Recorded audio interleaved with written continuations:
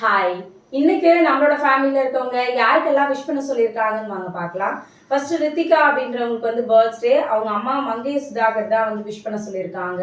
Happy birthday Ritika, நீங்க எப்பவுமே ரொம்ப ஹாப்பியா இருக்கணும். அடுத்தது பொன்மணி சதீஷ் அப்படின்றவங்களுக்கு வந்து பர்த்டே. அவங்களோட ஹஸ்பண்ட் தான் விஷ் பண்ண சொல்லியிருக்காங்க.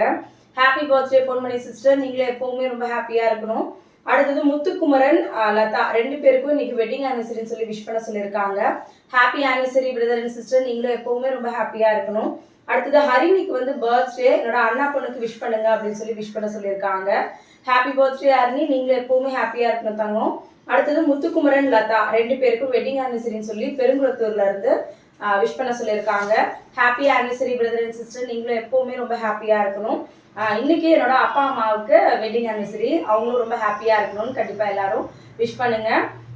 இன்னைக்கு யாரெல்லாம் பர்த்டே வெட்டிங் டே செலிப்ரேட் பண்றாங்களோ எல்லாருமே ரொம்ப ஹாப்பியா இருக்கணும் அப்படின்னு சொல்லிட்டு எல்லாருக்காகவும் ப்ரேயர் வந்து பண்ணிக்கலாம். நாளைக்கு வாழ்த்துக்கள் பதிவில் பார்க்கலாம். தேங்க்யூ.